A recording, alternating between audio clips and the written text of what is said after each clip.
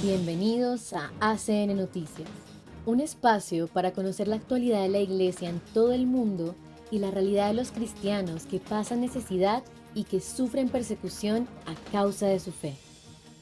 Escucharemos 3 historias que nos develan la realidad de la Iglesia en diferentes lugares del mundo. Atendamos. ACN financia un gran paquete de paneles solares para ayudar a la Iglesia Católica en el Líbano y Siria a hacer frente a la crisis energética. Coincidiendo con el 30º aniversario del Día Mundial del Sol, que se celebró el 3 de mayo, y para subrayar la importancia de los recursos energéticos renovables, Ayuda a la Iglesia que sufre señala cómo los paneles solares están marcando una gran diferencia en la vida de parroquias, órdenes e instituciones religiosas en aquellos países donde el precio de la electricidad es demasiado alto. La crisis económica de los últimos años en el Líbano y Siria ha paralizado la vida de sus ciudadanos en muchos aspectos. Muchos productos y suministros que antes se daban por descontados han pasado a tener precios inalcanzables, incluida la electricidad. En Siria, los precios han aumentado en los últimos tiempos hasta un 500%. En muchas partes del Líbano, la electricidad suministrada por el Estado solo está disponible durante unas 4 horas al día, por lo que la población tiene que recurrir a generadores alimentados con combustible, que son muy caros. En Siria, la situación es aún peor, con suministros, dependiendo de la región, de entre 0 y 3 horas de electricidad al día, y la única alternativa son generadores a menudo gestionados por empresas que funcionan como mafias. En algunas partes del país, como en la capital de Damasco y en Homs, muchas veces no hay generadores disponibles, por lo que la población depende totalmente del limitadísimo suministro eléctrico del Estado. Esto afecta gravemente a las actividades de la Iglesia Católica. Las parroquias y comunidades no pueden ofrecer servicios a sus fieles. El almacenamiento de alimentos y la calefacción son limitados, y el aumento de los precios se refleja en el coste de acogida de grupos para retiros u otros encuentros religiosos. Este fenómeno repercute en las actividades sociales de la Iglesia Católica. Orfanatos, residencias de ancianos, escuelas y guarderías luchan por funcionar en la oscuridad, y las intoxicaciones alimentarias proliferan por falta de refrigeración. Para solventar esta gran crisis, la Fundación Pontificia Internacional Ayuda a la Iglesia que Sufre, ACN, ha decidido ayudar a las instituciones eclesiásticas con la financiación a gran escala de paneles solares. En los últimos años, la Fundación ha aprobado más de 60 proyectos, tanto en Siria como en el Líbano, por valor de más de 1,7 millones de dólares, y el resultado ha sido el retorno de la luz y la esperanza para los beneficiarios. Un total de 24 congregaciones religiosas se beneficiarán de estos proyectos, así como 37 parroquias de 16 diócesis de ambos países. También disfrutarán de energía solar 11 conventos y 7 seminarios y noviciados, así como 22 escuelas.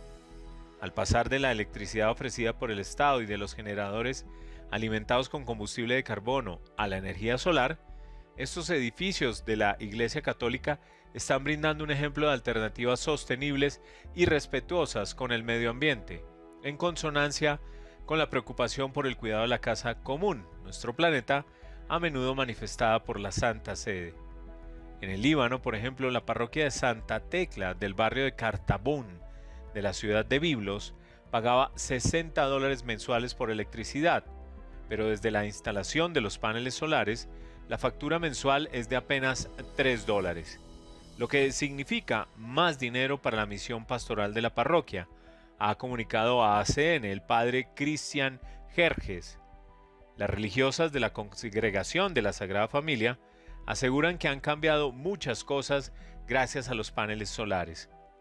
El Estado nos proporciona 1 o 2 horas de electricidad al día, y es muy cara. Antes teníamos una cámara frigorífica y 3 neveras, mientras que ahora solo tenemos una. Además, teníamos que pagar un abono para el generador que nos costaba $30, más gastos de electricidad de entre $300 y $400. Pero ahora, con los paneles solares, nuestros gastos se han reducido a $6, y en los meses de otoño no gastamos nada, así que hemos ahorrado mucho dinero, explica la hermana Yaud. Estas religiosas trabajan sobre todo con personas con discapacidad intelectual, y el ahorro en electricidad les permite ahora cobrar menos a los grupos por alojarse en la casa de huéspedes del convento. Esto demuestra que los beneficios de los proyectos de paneles solares se extienden como la misma luz que generan a toda la comunidad cristiana. Otro ejemplo lo tenemos en Zegarta, donde la congregación antoniana dirige la escuela de Mar Antonios. Durante una reciente visita, un alumno dijo a ACN que estos nuevos paneles solares van a cambiar realmente nuestro día a día, porque nos permitirán aprovechar mejor nuestras lecciones. Es como si nos proporcionaran las herramientas para construir nuestro futuro y estamos muy agradecidos por esto. Un profesor de la misma escuela añadió: la situación es complicada y estamos sufriendo por la crisis, pero estamos muy agradecidos con ACN por todo lo que hace. Evidentemente, los paneles solares han mejorado muchas cosas, sobre todo en lo que respecta a la enseñanza. Ahora tenemos electricidad para las pizarras digitales y podemos dar clase en mejores condiciones. ACN seguirá ayudando a las comunidades cristianas a superar las penurias y dificultades en sus países de origen, con proyectos que ofrezcan soluciones prácticas y sostenibles para que sus vidas sean más fáciles, de tal modo que les permitan seguir cumpliendo su misión y su vocación para servir a los más necesitados. Honduras. Había comunidades matándose entre sí que ahora rezan unidas. Los cristianos de Honduras viven una dura realidad afectada por las bandas criminales, pobreza y escasez vocacional, explica Verónica Katz, responsable de proyectos de la Fundación Internacional Ayuda a la Iglesia que Sufre para Países de Centroamérica, que ha viajado recientemente al país.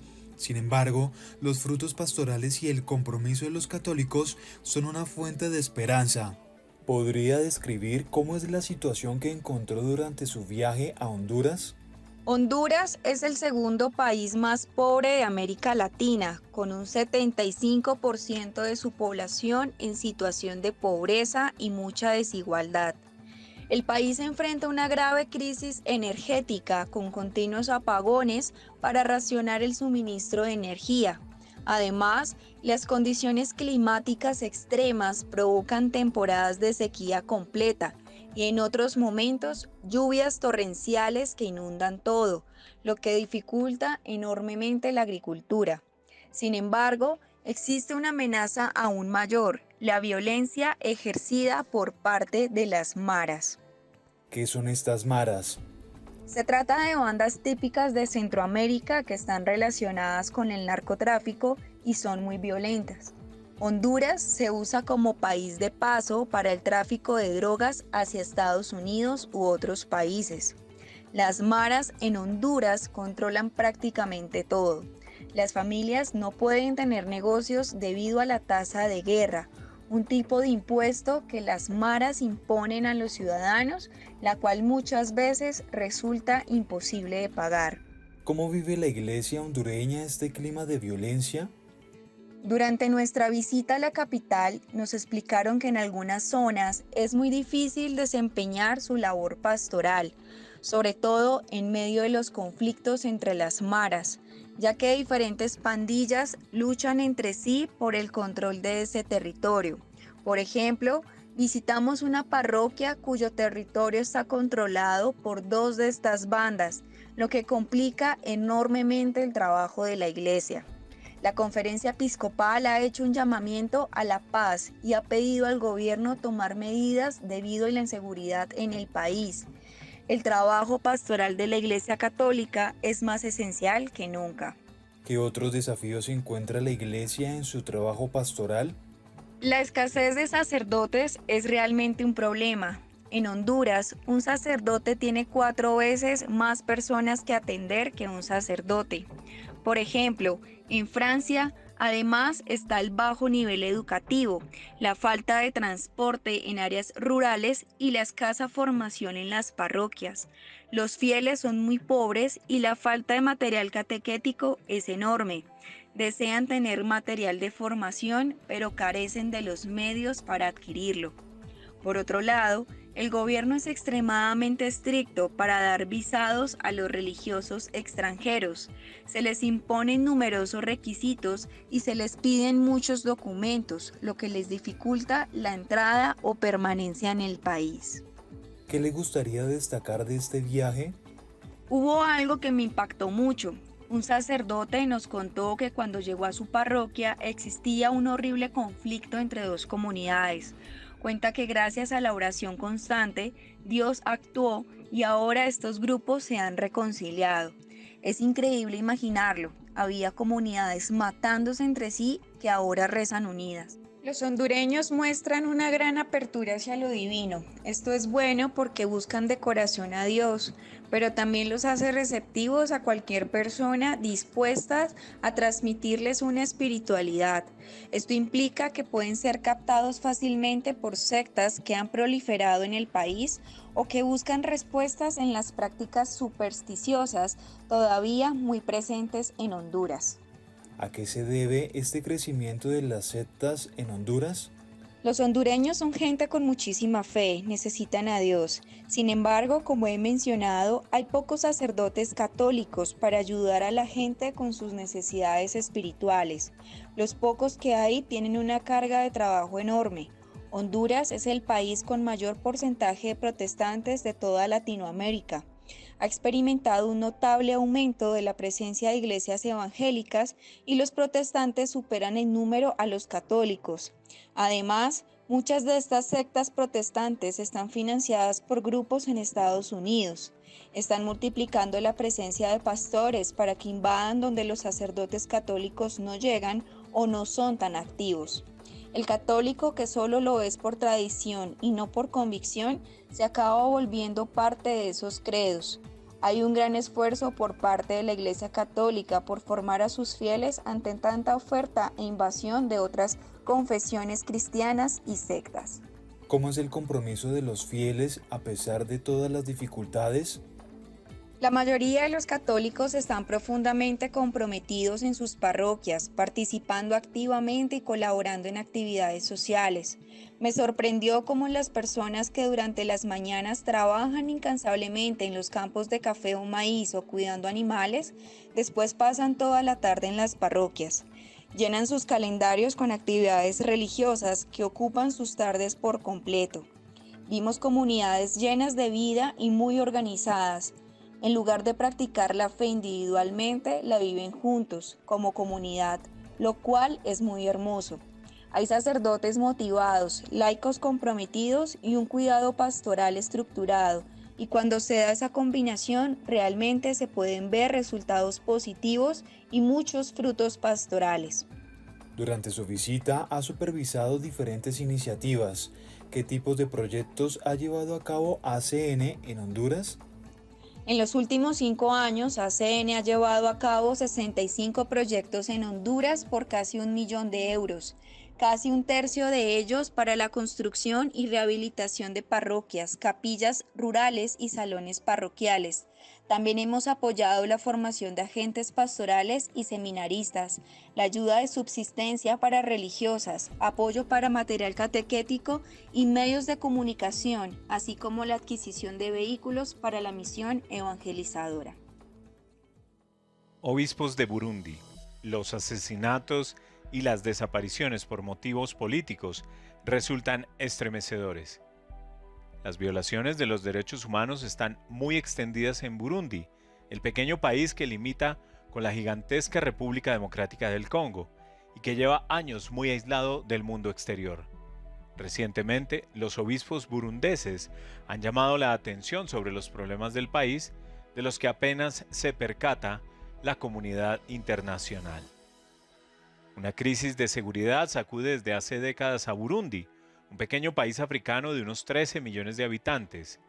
En 2023, el Comité de Derechos Humanos de la ONU expresó su preocupación por las denuncias de desapariciones y asesinatos de activistas políticos y periodistas a manos de las fuerzas de seguridad y grupos progubernamentales en Burundi. Estas violaciones de los derechos humanos no suelen tener lugar a espaldas de la opinión pública. Recientemente, los obispos católicos del país han denunciado sin rodeos estos abusos en un mensaje de paz público al que ha tenido acceso la Fundación Internacional Ayuda a la Iglesia que Sufre, ACN. La constatación de que en nuestro país hay personas cruelmente asesinadas o secuestradas o desaparecidas por motivos políticos u otros intereses macabros resulta estremecedor, escriben. Incluso cuando alguien es detenido por las autoridades competentes, la justicia debe administrarse de acuerdo con la ley. La persona debe ser retenida en un lugar conocido y accesible para sus familiares, recuerdan los obispos. Los prelados advierten contra una cultura de impunidad ante actos delictivos. Si la impunidad se afianza en la sociedad, la gente perderá la confianza en el sistema de la justicia y se correrá el riesgo de que el pueblo tome la justicia por su mano y cometa delitos. Con un patético llamamiento a quienes albergan la intención de derramar la sangre de ciudadanos pacíficos para dar publicidad a su ideología o buscar el poder político, les instan a envainar de nuevo sus espadas y ponerse a construir la nación, adoptando vías que respeten la dignidad de la persona humana y favorezcan el diálogo y la concertación. Burundi tiene un pasado muy doloroso, marcado por masacres, asesinatos, conflictos sociales y violencia, afirma Maxime François Marsal, responsable de proyectos de ACN para los países francófonos de África Central, que visitó Burundi en 2023. Hay un clima de desconfianza en el país, incluso entre amigos y familiares. Por eso, asegura, es tan importante promover la cultura del diálogo y de la paz para apoyar la educación y la formación de quienes ayudarán en el futuro a configurar la vida de iglesia y el desarrollo del país. ACN ha contribuido a más de 200 proyectos en Burundi en los últimos 10 años, centrándose en la formación de sacerdotes y religiosas, la formación de catequistas y el apoyo a diversas actividades pastorales. Nuestro trabajo tiene por objetivo difundir la buena nueva en los corazones de los hombres, para que se resistan a la tentación de la violencia. Recemos porque todos los responsables del país escuchen la voz de su conciencia, para que el mensaje del Evangelio sea escuchado y para que el pueblo de Burundi, que tanto anhela la paz, pueda volver a vivir seguro. Burundi ha sido regularmente escenario de conflictos sangrientos desde el final del dominio colonial en 1962. Pero en 2015, la situación en el país llegó a un punto crítico cuando el entonces presidente Pierre Nkurunziza anunció su intención de presentarse a un tercer mandato, lo que infringe la Constitución. Como resultado, hubo protestas en todo el país y desde entonces las autoridades vienen reprimiendo a la sociedad civil y a los medios de comunicación en cuanto alzan la voz contra los abusos que se cometen. Impactante realidad que nos hace reflexionar sobre los privilegios que tenemos como cristianos de Occidente y nos interpela en nuestra manera de obrar. Gracias por escucharnos y por brindarnos su compañía. Los esperamos en nuestra siguiente emisión. Dios los bendiga.